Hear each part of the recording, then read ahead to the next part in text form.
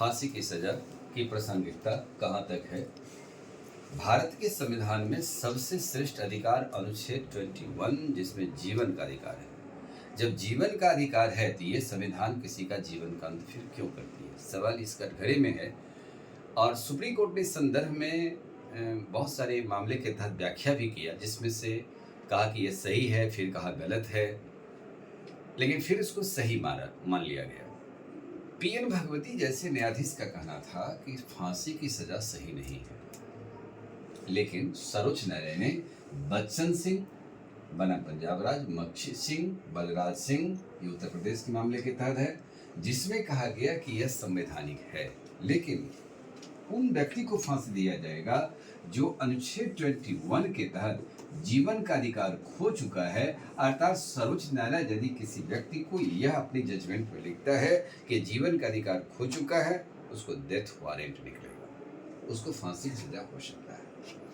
अब तक सर्वोच्च न्यायालय ने 8 आधार पर फांसी की सजा को देने का कार्य किया है। इसमें है भारत के विरुद्ध यदि युद्ध यदि कोई व्यक्ति करता है और दुश्मन देशों को सहायता करता है, ऐसे स्थिति में उसे फांसी मिलेगा। अनुच्छेद और हमारे लोगों पर वह बहुत सारी भीषण घटनाओं को अंजाम दे देता है, जिससे अनेक लोगों की एक्ट 21 का अधिकार का उल्लंघन होता है। इन तमाम स्थिति में यह फांसी दिया जाएगा। दूसरा, अनुच्छेद 132 के तहत यदि सजा उसका प्रावधान हो जाता है तो ऐसे स्थिति में भी उसको फांसी की सजा दिया जा सकता है, यदि इसमें सीधा मृत्युदंड की बात किया है।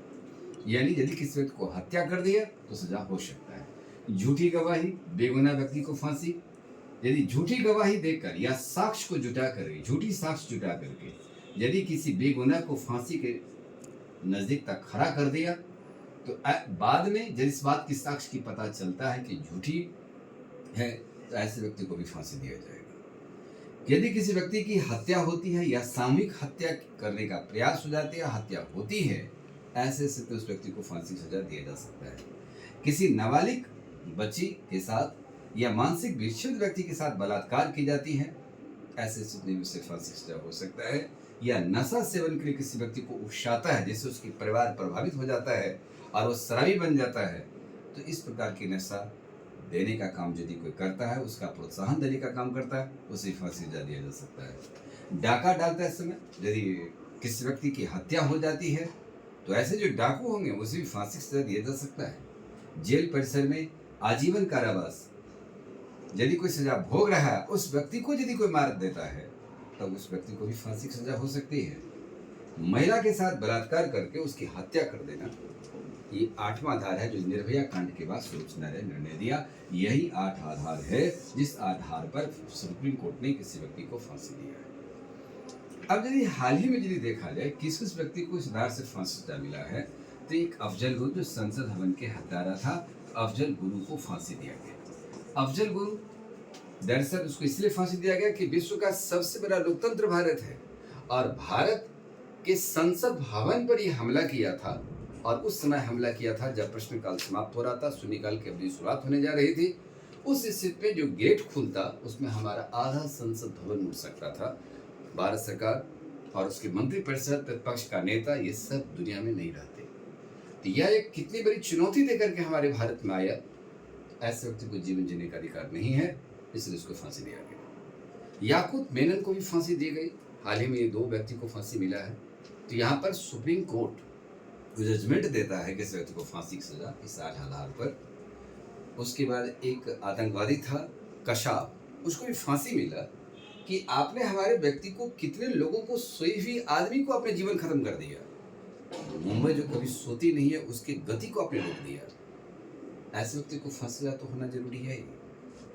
अब है कि इस आधार से फैसला देने के बाद सुप्रीम कोर्ट किसी को फैसला सुनाया तो उस व्यक्ति को मौलिक अधिकार बनता है कि 30 दिन के भीतर, ध्यान रखें, 30 दिन के भीतर वो हमारे अदालत से फिर से गुजारिश कर सकता है। यदि विलम्ब होता तो कारण बताते हुए गुजारिश कर सकता है कि माननीय अदालत फिर से इस पर विचार करे। दूसरी बार भी यानी इससे सजा सुना दिया गया तब तो चला जाता है राष्ट्रपति भवन, और राष्ट्रपति भवन जाने के बाद, राष्ट्रपति भवन में जाने के बाद राष्ट्रपति तब उसे यह देखते हैं कि इसे फांसी दिया जाएगी नहीं। तो फांसी राष्ट्रपति को अधिकार है एक्ट 72। एक प्रकार से राष्ट्रपति क्षमादान का इस्तेमाल करते हैं 72 के तहत, लेकिन यह भी एक प्रकार का अदालत उसमें बन जाता है। जब वो अभियुक्त कहता है कि मुझे क्षमादान दे दीजिए, तो क्षमादान करते समय राष्ट्रपति क्या करते हैं, इस बात को देखते हैं कि यदि व्यक्ति को सुप्रीम कोर्ट ने फांसी का दिया है, जीवन का अधिकार खत्म कर दिया है, तो ये दो फाइल बनाते हैं, एक विधि मंत्रालय के नाम से और दूसरा गृह मंत्रालय के नाम से। ये दोनों मंत्रालय से रिपोर्ट आने के बाद ही उस व्यक्ति को राष्ट्रपति क्षमादान पर निर्णय लेंगे या नहीं लेंगे। जो भी लेंगे फैसला राष्ट्रपति दोनों मंत्रालय से रिपोर्ट लाने के बाद ही। विधि मंत्रालय इस बात को देखता है कि विधि सम्मत इसको सजा हुआ है कि नहीं। यह कहता है कि हाँ ये सही है, तब गृह मंत्रालय कहता है कि हाँ इसके फांसी सजा होने से हमारे राज्य पर कोई प्रभाव नहीं पड़ेगा, और यदि प्रभाव पड़ेगा तो उसका एक्शन भी सरकार लेती है। यह भी कहा दिया यस इसे फांसी दे दीजिए, यह भी कहा कि यस फांसी दे दीजिए, तब राष्ट्रपति उसे फांसी दे देते हैं। या उसके क्षमादान करने की बात आएगी तो राष्ट्रपति को क्षमादान के रूप में यदि कह देंगे जाओ तुम्हें क्षमा कर दो, तो क्षमा हो जाएगा। या लघुकरण, लघुकरण का मतलब बड़े अपराध को छोटा करना। बड़ा अपराध है फांसी सजा, उसको लघुकरण किया जा सकता है, आजीवन कारावास की सजा। आजीवन कारावास मतलब जेल के अंतिम समय तक आपको जेल के जीवन के अंतिम समय जेल लगाना पड़ेगा। लघुकरण परिहार का मतलब है दंड के स्वरूप में कोई चेंजिंग नहीं लाना, जो स्वरूप है वो स्वरूप यथावत रहेगा, अवधि कम हो सकता है। जस्ट लाइक यदि किसी को आजीवन कारावास मिलता है तो सजा का स्वरूप क्या हो गया, कारावास। आजीवन कारावास को 10 वर्ष की कारावास, 4 वर्ष की कारावास, 3 वर्ष की कारावास, यानी कारावास की सजा को कारावास में ही बदला जा रहा है। ये परिहार है। उसके बाद क्षमा, लघुकरण, परिहार, विराम। विराम में होता है क्या है, कुछ समय रुकना, पुनः संचालित होना। देश का भविष्य के सवाल साथ यदि कुछ उपस्थित हो जाता है उस अभियुक्त के साथ, तो राष्ट्रपति आदेश देते हैं कुछ समय रुकें और फिर से मामला की कार्रवाई करें। विराम है। उसके बाद आता है निलंबन। निलंबन में मतलब होता है कि यदि राष्ट्रपति को विश्वस्त सूत्रों से पता चलता है कि सारी आरोप झूठी है, साक्ष्य झूठी है, इस आधार से व्यक्ति को फांसी की सजा तक पहुंचा दिया है, तो राष्ट्रपति केस को ही समाप्त कर देते हैं, उस अभियुक्त पर बाइज्जत रिहा करने का आदेश देते हैं। तो इस प्रकार से निलंबन का इस्तेमाल कर सकते हैं। लेकिन राष्ट्रपति क्षमा, लघुकरण, परिहार, विराम, निलंबन, इसमें से एक अभियुक्त पर एक ही इस्तेमाल करेंगे, 2 बार नहीं कर सकते हैं। ये क्षमादान हो गया। यहाँ पर एक राष्ट्रपति कभी एक अदालत की भूमिका में काम करते हैं। दूसरा हो जाता है कि भारत क्यों नहीं फांसी सजा को माफ कर रहा है। विश्व का 106 देश फांसी की सजा आज के डेट में माफ कर चुके हैं, खत्म कर चुका है। लेकिन अमेरिका और भारत ऐसे 2 प्रमुख देश हैं, लोकतांत्रिक देश, जो फांसी सजा को बरकरार रखा है। भारत के सामने यह बात है कि भारत की एक बहुत लंबी सीमा रेखा है, घुसपैठी की आना जाना हो रहा है, इसको रोकना है। उग्रवाद, आतंकवाद जैसी समस्याएं हैं। बहुत सारे विचारात्मक विचार कुछ ऐसे आ जाते हैं कि देश के सम्मान के विरुद्ध भी अपनी प्रतिक्रिया देने लगते हैं। तो इन सब स्थितियों को ध्यान में रखते हुए ये काम फांसी सजा को समाप्त नहीं किया जा रहा है। दूसरी बात है कि एक तरफ नारी सशक्तिकरण का दौर चल रहा है, महिला सम्मान की दिशा में बढ़ाने के लिए खौफनाक मंजर जैसी कानून होनी चाहिए।